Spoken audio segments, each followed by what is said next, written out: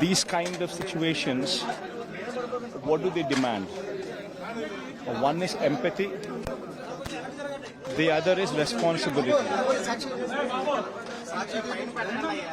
As government, it is government duty. It is government's duty to ensure that both these are imparted. As far as empathy is concerned,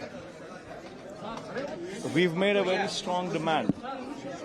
In fact, in a similar situation, somewhat like this, during our regime in 2020 May, when something like this took place, we ensured that within 24 hours, 1 crore of rupees as compensation was given to the disease. And amounts somewhat similar to these kind of amounts were also given to the people who were hurt, who were injured. The same kind of sympathy and same kind of empathy is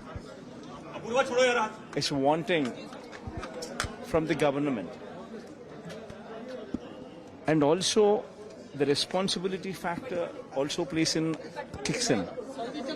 See, there is a huge protocol put in place. In fact, during our regime, post that LG Polymers incident, we've actually constituted a committee, a high-level committee constituted under the leadership of current CS, Nirab. The current CS, Nirab, was heading that committee also. And based on his recommendation, we've also ensured certain changes, brought in certain changes into the system so as to avert these kind of incidents. The problem is, in fact, in August we also issued a GO to this effect, where we have ensured that all these departments were pooled together and all these regulations are not individualized into each individual silos, but actually brought in together, and a proper regulation comes into effect. So we've ensured that all these individual regulations come into effect as a combined effect, and ensured that there is a requirement from the company side periodically a self-compliance report which they need to give. And based on this self-compliance report, what these industrialists are to give.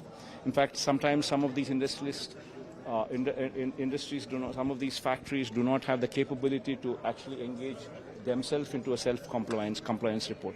So there is a third party, accredited third parties who have been identified and also put forth. Also their names also being distributed.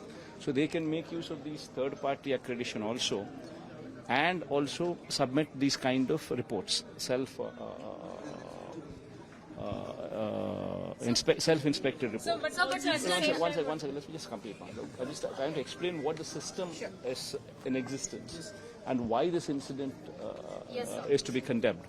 So when the system is put in place, then based on the self-compliance report, then the government as a whole, all the departments put together, would conduct an inspection. And then based on their compliance report, what they had given, these people, once they conduct their